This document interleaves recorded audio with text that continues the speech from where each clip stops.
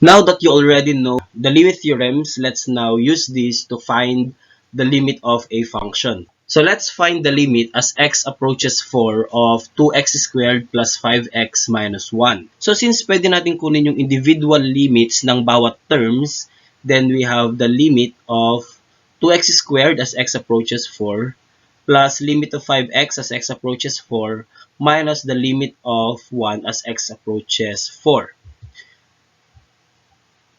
And ilalabas natin yung constants na 2 and 5. We have 2 times the limit as x approaches 4 of x squared plus 5 times the limit as x approaches 4 of x minus the limit as x approaches 4 of 1. Then, we will take the limit as x approaches 4 of x and then square it, then multiply it by 2. So that becomes now 2 times 4 squared plus 5 times 4 minus 1, or that is equal to 51. Next example, let's find the limit as x approaches 3 of 3x raised to 4 minus 7x minus 2. So by the limit theorems that we have discussed, pwede natin kunin yung individual limits ng bawat term. So we have the limit as x approaches 3 of 3x raised to 4 minus the limit as x approaches 3 of 7x minus the limit as x approaches 3 of 2. Then ilabas natin yung mga constants. So we have 3 times the limit as x approaches 3 of x raised to 4 minus 7 times the limit as x approaches 3 of x minus the limit as x approaches 3 of 2. Then using the theorem for power, we have 3 times the limit as x approaches 3 of x, then raise it to 4, minus 7 times the limit as x approaches 3 of x, minus the limit as x approaches 3 of 2. Then, pwede na natin kunin yung limit nitong mga x's natin by substituting the value of x. So, we have 3 times 3 raised to 4, minus 7 times 3, minus 2, kasi limit ng constant is the constant itself. So, we have 220. Observe that, doon sa first example natin, the limit as x approaches 4 of 2x squared plus 5x minus 1 is equal to 2 times 4 squared plus 5 times 4 minus 1, or equal to 51. And yung limit as x approaches 3 of 3x raised to 4 minus 7x minus 2 is equal to 3 times 3 raised to 4 minus 7x minus 2 is equal to 220. So parang kinukuha lang natin yung kanyang f of a, di ba? Yung a natin is 4, sinubstitute lang natin doon sa mga x's natin. Yung a natin is 3, sinubstitute lang natin doon sa mga x's natin. In fact, the limit as x approaches a of f of x is actually equal to f of a, provided that f of x is a polynomial. So kapag polynomial pala yung kinukuha natin yung limit, pwede pala na i-substitute na lang natin or i-evaluate na lang natin at x equals a. Yun na rin yung kanyang limit. Now, using that, kunin natin ngayon yung limit as x approaches negative 2 of 4x cubed plus 5x squared plus 8x. So since, sabi natin kanina, pwede nating i-substitute yung a natin doon sa f of x. Then we have 4 times negative 2 cubed plus 5 times negative 2 squared plus 8 times negative 2, or that is now negative 28. Ngayon naman, let's find the limit as x approaches 1 of 2x over x plus 1. So alam natin na pwede nating paghiwalayin yung limit ng numerator at limit ng denominator. So we have the limit as x approaches 1 of 2x all over the limit as x approaches 1 of x plus 1. So, since ito ay sum, pwede ulit nating paghiwalayin yan. So, we have 2 times the limit as x approaches 1 of x, nilabas yung constant. Then, sa baba, the limit as x approaches 1 of x, plus the limit as x approaches 1 of 1. So, this is now 1. This is also 1. And the limit of a constant is the constant itself. So, that is 2 times 1 over 1 plus 1. So, we have 1. Let's find the limit as x approaches 2 of x minus 5 over x plus 3. So again, pwede natin paghiwalayin yung limit ng numerator sa denominator. So we have the limit as x approaches 2 of x minus 5 over the limit as x approaches 2 of x plus 3. Since difference to, tapos sum naman to, paghiwalayin din natin. So we have the limit as x approaches 2 of x minus the limit as x approaches 2 of 5 all over the limit as x approaches 2 of x plus the limit as x approaches 2 of 3. Or that is now 2 to minus 5 all over 2 plus 3. Or that is now negative 3/5.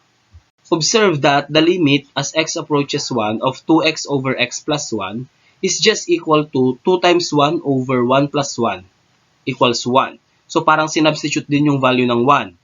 And dito sa baba, yung limit as x approaches 2 of x minus 5 over x plus 3 is equal to 2 minus 5 over 2 plus 3 or negative 3/5. So sinubstitute din yung value ng 2. This means that the limit as x approaches a of f of x over g of x is actually equal to f of a over g of a, provided na yung denominator natin hindi magiging 0. So using that, let's find the limit as x approaches negative 1 of x squared plus 4x minus 12 all over x minus 4. So using that, pwede nating ipasok yung negative 1, evaluate natin. So we have negative 1 squared plus 4 times negative 1 minus 12 all over negative 1 minus 4, and that is equal to 3. Now let's find the limit as x approaches negative 2 is 3x squared plus 5x minus 2 all over x plus 2. Okay, observe that kapag ginamit natin yung evaluate natin at a, this becomes 3 times negative 2 squared plus 5 times negative 2 minus 2 over negative 2 plus 2, which is equal to 0 over 0. This is indeterminate form. Now, ano ang gagawin natin para yung limit nito is mag-exist? Kasi kapag rinaf natin ito, meron naman tayong limit na i-approach. Pero analytically, wala tayong makukuhang limit dahil ito ay indeterminate form. So sa mga ganitong cases, we have different ways to solve it. Pwede tayong mag-factor out or pwede rin tayong mag-rationalize. So observe that 3x squared plus 5x minus 2 over x plus 2, okay, yung numerator natin actually factors to 3x minus 1 times x plus 2, tapos yung baba is x plus 2. So we can now cancel that, which leaves us with the limit as x approaches negative 2 of 3x minus 1. By direct substitution, that is just equal to 3 times negative 2 minus 1 or negative 7. And this is the graph of our function. Okay? Kasi x plus 2 doon sa baba, so meron siyang butas doon sa x equals negative 2. Okay? Pero still, ang ina-approach niya is at negative 7. Let's find the limit as x approaches 5 of x squared plus 2x minus 35 all over x minus 5. By direct substitution, that is equal to 5 squared plus 2 times 5 minus 35 over 5 minus 5, which is indeterminate form. So, tignan natin kung pwede bang ma-factor yung numerator natin. So, we have, yes, it's factorable by x plus 7 and x minus 5. And since pwede nating i-cancel out tong dalawang to kasi magiging 1 lang yan, that becomes the limit as x approaches 5 of x plus 7. By direct substitution, that is equal to 5 plus 7 or 12. And this is the graph of our function. Yan. At x equals 5, may butas siya doon, but still, ang ina-approach na limit is 12. Now, let's find the limit as x approaches negative 1 of 2x cubed plus 2x squared minus 3x minus 3 all over x plus 1. So, for our solution, by substituting negative 1 to our f of x, this will give us an indeterminate form 0 over 0. So, i-factor out natin yung ating numerator, and that factors out to 2x squared minus 3 times x plus 1, all over x plus 1. So, pwede nating i-cancel out yan, which leaves us with the limit as x approaches negative 1 of 2x squared minus 3. By direct substitution, that is 2 times negative 1 squared minus 3, or that is negative 1. And this is the graph of our function. Okay? May butas siya doon sa ating negative 1, pero yung limit na na-approach is still at negative 1. Okay, eto naman, this involves radical. So, let's find the limit as x approaches 9 of x squared minus 81 over square root of x minus 3. So, by direct substitution, we have an indeterminate form, and we can use actually rationalization. We rationalize our denominator by multiplying the conjugate. And the conjugate of that is square root of x plus 3. Now, ito, pag multiply natin dito, this becomes x squared minus 81 times the square root of x plus 3. Ito namang nasa baba, this becomes x minus 9. Okay? Notice that yung x squared minus 81, pwede pa natin yang i-factor out. And the factors are x minus 9 and x plus 9. Ngayon, pwede na natin i-cancel yung x minus 9. Which leaves us with the limit as x approaches 9 of x plus 9 times square root of x plus 3. By direct substitution, that is equal to 9 plus 9 times square root of 9 plus 3, or that is 108.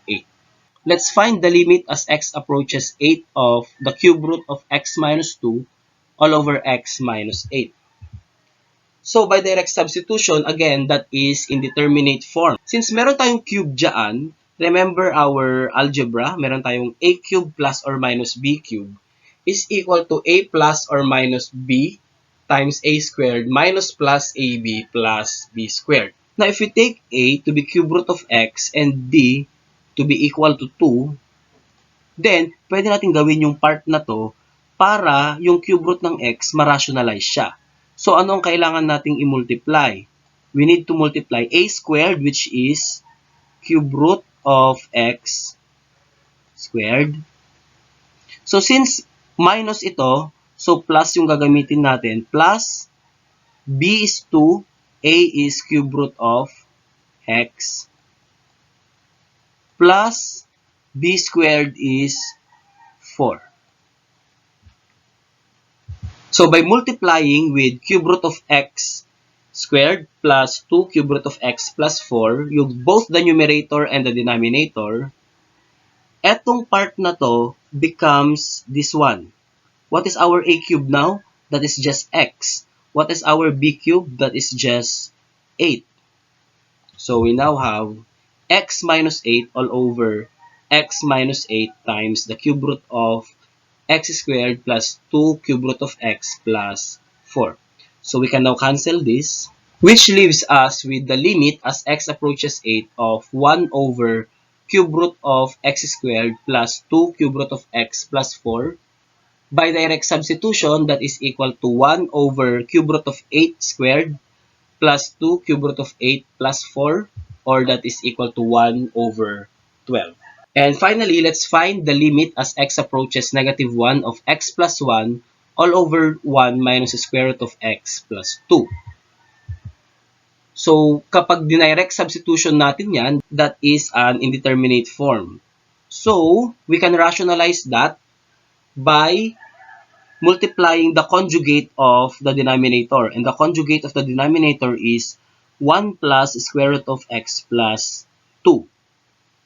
So, multiplying that, we now have x plus 1 times ito.